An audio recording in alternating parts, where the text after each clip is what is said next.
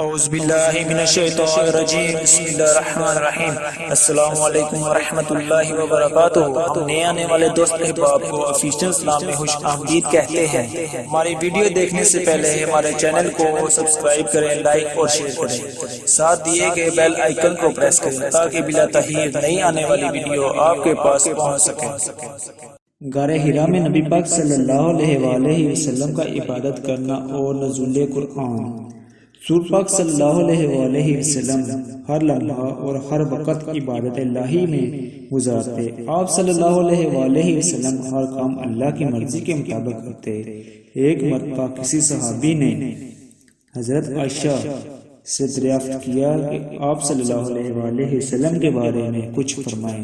حضرت عائشہ نے فرمایا، آپ صلی اللہ علیہ وآلہ وسلم کی زبان پر ہر لمحہ اللہ کا ذکر رہتا ہے۔ مکہ سے 3 میل کے فاصلے پر ایک پہاڑ ہے، یہاں ایک غار ہے، یہ جگہ بالکل سنسان ہے، یہ غار حرا کے نام سے مشہور ہے۔ اللہ کے رسول کئی دنوں تک اس غار میں گزارتے، اللہ کا ذکر کرتے اور عبادت الہی میں مصروف رہتے۔ آپ صلی اللہ علیہ وآلہ وسلم ذکر الہی میں مشغول تھے کہ اچانک ایک نوری جسم نمودار ہوا۔ یہ جبرائیل علیہ السلام تھے۔ فرشتے نے کہا، پڑھ۔ آپ صلی اللہ علیہ وآلہ وسلم نے کوئی خیال نہ کیا۔ ایسا معلوم ہوتا تھا کہ آپ صلی اللہ علیہ وآلہ وسلم کو پوری قوت سے کوئی دبا رہا ہے۔ پھر آواز آئی، پڑھ۔ آپ صلی اللہ علیہ وآلہ وسلم نے فرمایا، میں کیا پڑھوں؟ جواب ملا، پڑھ اپنے رب کے نام سے جس نے کائنات کو پیدا کیا اور انسان کو ہون کے لوتھڑے سے پیدا کیا۔ پڑھ، آپ کا رب بڑا کریم ہے جس نے قلم کے ذریعے تعلیم دی، انسان کو وہ علم دیا جو وہ نہیں جانتا تھا۔ قرآن پاک کی یہ پہلی وحی تھی جو آپ صلی اللہ علیہ وآلہ وسلم پر غار حرا میں نازل ہوئی۔ آپ صلی اللہ علیہ وآلہ وسلم منصب رسالت پر فائز ہوئے۔ اللہ کے رسول گھر تشریف لے گئے۔ حضرت حتیجہ سے غار حرا میں جو کچھ ہوا آپ صلی اللہ علیہ وآلہ وسلم نے سارا واقعہ سنایا۔ حضرت حتیجہ نے جیسے ہی آپ صلی اللہ علیہ وآلہ وسلم کی زبان مبارک سے سنا، فوری ایمان لے آئی اور فرمایا، خدا کی قسم اللہ آپ کو کبھی غمگین نہیں کرے گا۔ آپ رشتہ داروں کے کام آتے، سچ بولتے، بے کسوں کی مدد کرتے۔ حضرت حتیجہ رضی اللہ تعالیٰ عنہ آپ صلی اللہ علیہ وآلہ وسلم کو اپنے بھائی ورقہ بن نوفل کے پاس لے گئی اور واقعہ بیان کیا۔ وہ الہامی کتابوں کے عالم تھے۔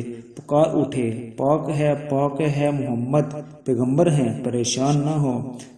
حضرت حتیجہ الکبریٰ رضی اللہ تعالیٰ عنہ، حضرت علی رضی اللہ تعالیٰ عنہ، حضرت زید بن حارث رضی اللہ تعالیٰ عنہ جو آپ صلی اللہ علیہ وآلہ وسلم کے غلام تھے، اور دوست حضرت ابوبکر صدیق رضی اللہ تعالیٰ عنہ آپ صلی اللہ علیہ وآلہ وسلم پر ایمان لے آئے اور آپ صلی اللہ علیہ وآلہ وسلم کی نبوت کی تصدیق کی۔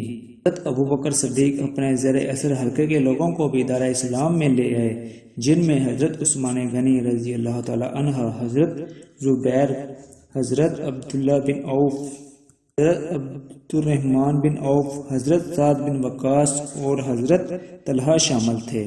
ایمان لانے والوں میں اضافہ ہوتا گیا حتیٰ کہ مسلمانوں کی تعداد 30 سے بڑھ گئی۔ تبلیغ کا سلسلہ جاری رکھنے کے لیے حضرت ارقم کے گھر میں مرکز بنا لیا۔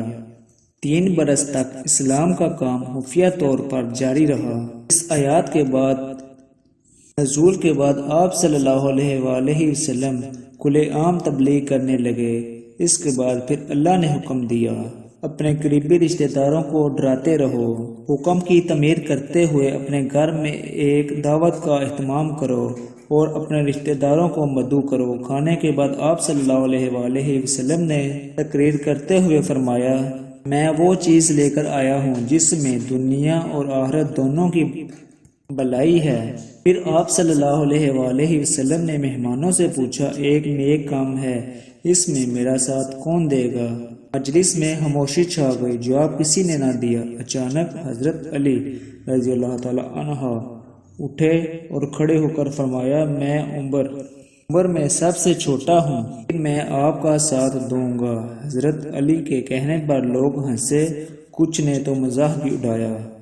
ایک اور موقع پر آپ صلی اللہ علیہ وآلہ وسلم نے اپنے رشتہ داروں اور عزیزوں کو متوجہ کیا۔ آپ صلی اللہ علیہ وآلہ وسلم کوہ صفا پر چڑھ کر قریش کے لوگوں کو ہر ایک کے نام لے کر پکارنا شروع کیا۔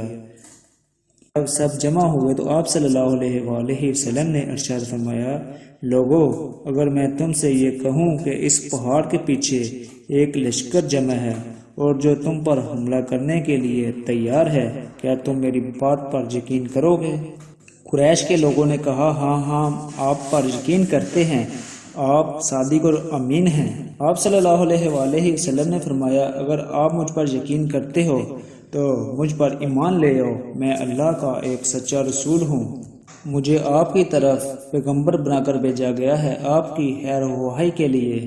اہل قریش بجائے اس کے کہ آپ صلی اللہ علیہ وآلہ وسلم پر ایمان لائیں، آپ صلی اللہ علیہ وسلم کے دشمن بن گئے۔